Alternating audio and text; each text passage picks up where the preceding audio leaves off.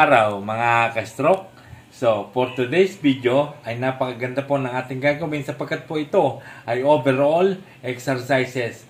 Simula sa ulo hanggang sa paa. Kasama na rin ang balikat. So, kung bago ko pa lang po sa aking channel, please subscribe at huwag nyo rin kalimutang i-like at inyo na rin pindutin ang notification bell para updated tayo sa mga video na stroke na lumalaban. Ayan, so sasamahan nyo ako hanggang sa huli. So, let's go! My Stroke Journey. Daily life. How to fight the stroke. And stroke recovery book. So, ganito po ang ating gagawin. Tapos gagamit po tayo ng sapin o kung wala sapin sa kama. Ang gagawin po kasi natin ay nakadapa. Ayan. Ganito po ang unang ating exercise. Nakaganito po posisyon ng kamay para sa daliri. Ayan. So tapos nakaganito po. Ang una po natin gagawin ay head movement. Ayan. So tayo po ay nakaganito. Tapos tayo po ay lilingon doon. Ayan. Tapos dito po. Ayan. Pwedeng 5 times, pwedeng 10 times. Ayan, ganyan po. Ayan, tapos tingala. Ayan. Mas maganda kung ikaw ay may liig. Ayan. Kaya nga po na sinabi ko nung una, unti-unti na pong nawawala ang aking liig. Ayan, ganyan po. Napakaganda po ng exercise nito. Ayan, talaga pong ito effective. Ayan. Na ang braso po ay medyo nakapasok po ng kaunti. Ayan. Tapos sa sunod po natin gagawin ay para sa shoulder. Especially sa mga nagpo-frozen shoulder, ayun po ang iwasan natin dahil yan po ay bumabagsak. So ganito po ang gagawin natin. Medyo nakabukal po siya ng ganyan. Ayan. So ibababa po natin ang ating ulo na parang si Pongpagong. Ayan. Ganito po ang gagawin natin. Ayan. Then up. Up and down po. Ayan, sa balikat po ang tama niyan. At sa bayawang din. Na-exercise din po itong ganito. Bayawang. Ayan. Ganyan po. Oh. Kasama ang balikat yan. Pwede 5 times. Pwede rin 10 times. Ayan. Ito po ay gawin nyo lagi sa umaga. At ito po ay panghakalahatan na. Ayan. Ganun po. Balikat po. At saka po ito. Ayan.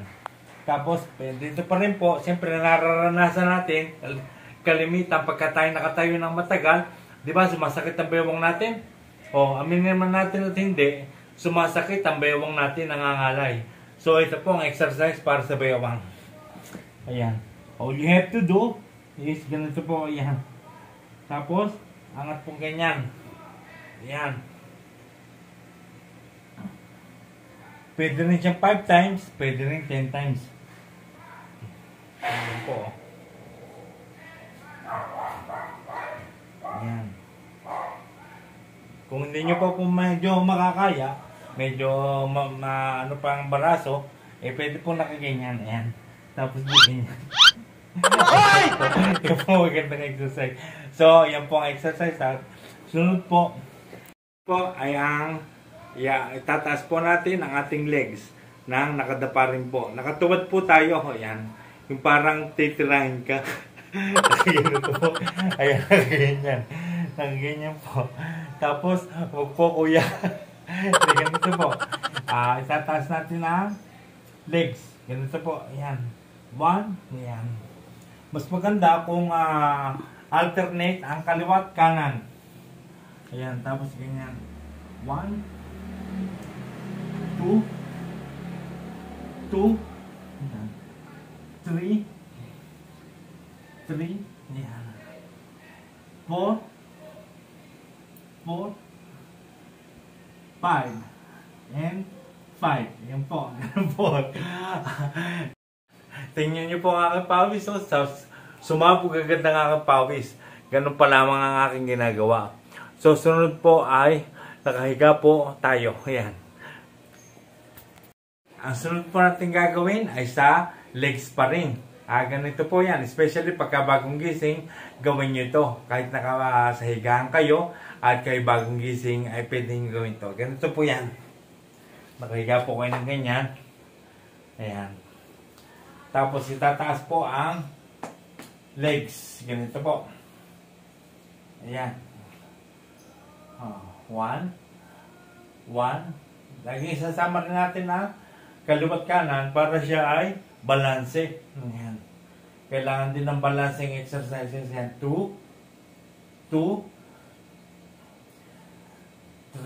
Ayan. 3, 4.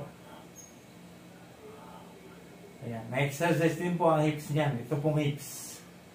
Ayan. Mahalaga rin po ma-exercise ang hips. Kasi po yan. Diyan din po kumukuha ng bigat ang ating stroke eh. Ayan. Ganyan po. Ulit-ulit lang po. Gawin nyo. At siguradong epektibo po yan. Ayan. So, yun po. Naman ay ang ating kamay. Ayan. At ang baraso. At kasama rin ang balikat. Magagawa nyo nito pagkagising. Ayan. Ganito po ang gagawin natin. Nakaganyan po ang kamay. Tapos igaganyan po. Madali lang po siyang itaas. Kasi po ay gawa ng gravity ay nakahiga. Madali po ang itaas. Yan. Yan. Ito po ay pwedeng gawin ng mga stroke survivor. Yan. Yung mga nakasurvive. Ganyan. Pwedeng 5 times. Pwede rin 10 times.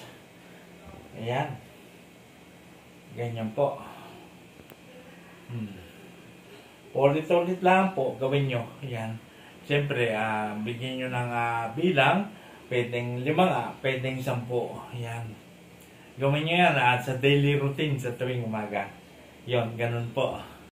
Hindi ba kadalasan ay pagka natutulog tayo, ay ang ating posisyon ng kamay ay lagi nakabengkong pa rin. Hindi maganda. Para nakaganito siya. Pag natutulog tayo, di ba? O, nakaganyan. Ito po ay pwede po nating i-position din ang ating fingers. Ang ating mga daliri. Kagaya po ng pagka nakatagilid ka po, pwede nyo po siyang ibukang ganyan. Ayan. Tapos nakaganyan. Tapos taganan nyo po nito. Ayan. Tapos nakaganyan. Ganyan po position. Ayan po. At ang inyong daliri ay masasanay ng nakabuka. Ayan. Yun po ang aking tip pagka natutulog. So, yung pong lahat ng aking ipinakita, ayun po ay exercise na pangkalahatan. Overall exercises sa ulo, dito po sa balikat, sa kamay, sa paa, at sa bewang. Ayan. Kadalasan po kasi tayo ay pagka nakatayo ng matagal, ayun po ang unang nananakit sa atin at nangangawit agad ang ating bewang. Ayan. Kalimitan po sa mga stroke patient nangyayari yan. At yan po ay natural lamang sa mga na-stroke na talagang madaling mapagod at madaling mangalay. Ayan. So, kailangan po talaga ng exercise din ng ating bewang. Ayan. At saka ng balikat. Yun naman po sa balikat ay kailangan din po siya na exercise lagi para maiwasan natin ang pagbagsak ng balikat. Kasi po pag na-stroke ka, lahat, especially lagi ka nakaganyan, yung pong balikat natin ay bumabagsak ng ganyan at nasasanay. So dapat po ay na-exercise natin para maiwasan natin ang magkaroon ng frozen shoulder. Ayan.